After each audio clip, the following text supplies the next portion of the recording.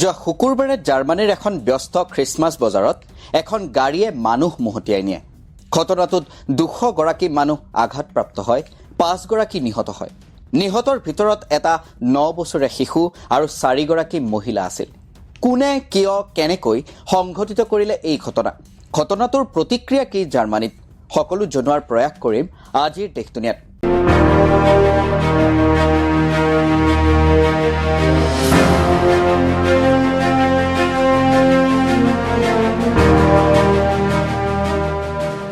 নমস্কাৰ, মই সুদৰ্শন কৌশিক শৰ্মা। যোৱা শুকুৰবাৰে পূব জাৰ্মানীৰ মেগডেবাৰ্গ নামৰ এখন ব্যস্ত চহৰত অভূতপূৰ্ব ঘটনা সংঘটিত হয়। আগন্তুক খ্ৰীষ্টমাছ আৰু নতুন বৰ্ষ উপলক্ষে খ্ৰীষ্টমাছ বজাৰখনত যথেষ্ট জনসমাগম হৈছিল। মানুহেৰে গিজগিজাই আছিল বজাৰখন। হঠাৎ এখন গাড়ী প্ৰচণ্ড গতিৰে আহি এফালৰ পৰা মানুহ মহতিয়াই নিবলৈ আৰম্ভ কৰে। এই আক্ৰমণ 3 মিনিট ধৰি চলি থাকে। এই ঘটনাত এটি 9 বছৰীয়া শিশু সহিতে 5 গৰাকী লোকৰ মৃত্যু ঘটিছে।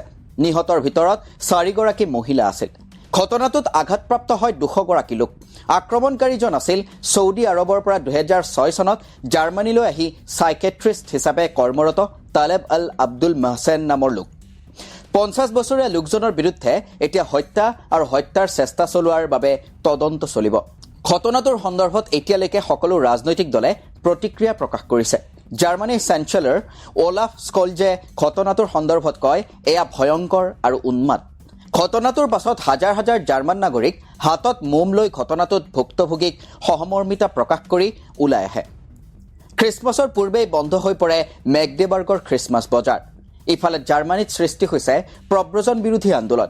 প্ৰায় 2000 সোঁপন্থী লোকে যোৱা শনিবাৰে চহৰখনত একগোট হৈ প্ৰব্ৰজনৰ বিৰোধিতা কৰে। ফলত পৰিস্থিতি অধিক উত্তপ্ত হৈ পৰিছে পূব জাৰ্মানীৰ চহৰ মেগডেবাৰ্গত। যিসকল লোক প্ৰব্ৰজিত হৈ আহিছে তেওঁলোক যথেষ্ট শংকিত হৈ আছে। উল্লেখ্য যে এই সকলো ঘটনা সংঘটিত হৈছে তেনেকুৱা এক সময়ত যি সময়ত জাৰ্মানীত ৰাজনৈতিক অস্থিৰতাই দেখা দিছে। যোৱা নৱেম্বৰ মাহত চেঞ্চেলৰ ওলাফ স্কলজ নেতৃত্বাধীন যুক্ত চৰকাৰৰ পতন ঘটে। ডিচেম্বৰৰ মাজভাগত সংসদত অনাস্থা প্ৰস্তাৱতো পৰাজিত হয় স্কলজ। অহা বছৰৰ ফেব্ৰুৱাৰী মাহৰ 23 তাৰিখে জাৰ্মানীত অনুষ্ঠিত হ'ব সাধাৰণ নিৰ্বাচন। ইফালে তীব্ৰ সোঁপন্থী দল অল্টাৰনেটিভ ফৰ জাৰ্মানীৰ গণভিত্তি বৃদ্ধি পাইছে দিনক দিনে। শেহতীয়া মেগডেবাৰ্গ ঘটনাই দলটোক সহায় কৰিব বুলিও গুজব উঠিছে, কিয়নো দলটোৱে প্ৰব্ৰজন বিৰোধী প্ৰতিবাদ তীব্ৰতৰ কৰি তুলিছে। উল্লেখযোগ্য যে বিগত কিছু বছৰ ধৰি জাৰ্মানী আৰু সামূহিকভাৱে ইউৰোপৰ দেশসমূহৰ বিকাশৰ হাৰ সন্তোষজনক নহয়। জাৰ্মানীতো বিকাশৰ হাৰ বৃদ্ধি পোৱা নাই। কোভিডৰ পাছত জাৰ্মানীতো দেখিবলৈ পোৱা গৈছে অৰ্থনৈতিক সমস্যা। বহুতো কোম্পানীয়ে কৰ মিছাটাই কৰিছে। গতিকে জাৰ্মানীৰ নিৰ্বাচনৰ এটা প্ৰধান বা মূল বিষয়টোৱেই অৰ্থনীতি হৈ পৰিছিল। কিন্তু শেহতীয়া মেগডেবাৰ্গৰ ঘটনাই প্ৰব্ৰজনকহে জাৰ্মানীৰ ৰাজনীতিৰ মূল বিষয় কৰি তুলিলে। উল্লেখ্য যে ঘটনাটোৰ মূল অভিযুক্ত তালেব আল আব্দুল মহছেনৰ বিষয়ে ছৌদি আৰবে 2023 চনতেই জাৰ্মানীক সতৰ্কবাণী দিছিল, কিন্তু জাৰ্মানীয়ে সেয়া গুৰুতৰ বুলি ভবা নাছিল। ইফালে আক্ৰমণকাৰীজন তীব্ৰ সোঁপন্থী আদৰ্শৰ প্ৰতি আকৰ্ষিত বুলি জানিব পৰা গৈছে। গতিকে আক্ৰমণকাৰীজনৰ উদ্দেশ্য সন্দৰ্ভত সৃষ্টি হৈছে কনফিউজনৰ। 3 মিনিট ধৰি গাড়ীৰে মানুহ মহতিয়াই নি থকা ঘটনাই আক্ৰমণকাৰীজনৰ মানসিক অৱস্থা সন্দৰ্ভতো সৃষ্টি কৰে প্ৰশ্নচিহ্নৰ। ঘটনাটো সংঘটিত কৰি মানুহজনে আৰক্ষীৰ ওচৰত আত্মসমৰ্পণ কৰে।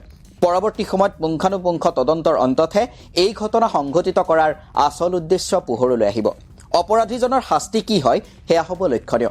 এই ঘটনাই জাৰ্মানীত প্ৰব্ৰজন বিৰোধী আন্দোলনক নতুন গতি প্ৰদান কৰে নেকি সেয়াও হ'ব লক্ষণীয়। আগন্তুক নিৰ্বাচনত এই ঘটনাই কিমান প্ৰভাৱ পেলায় সেয়াও হ'ব এক লক্ষণীয় বিষয়।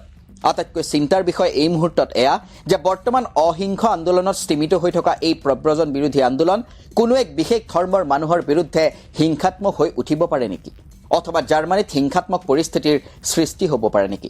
সকলোৱে আশা কৰিছে এনে নহওক।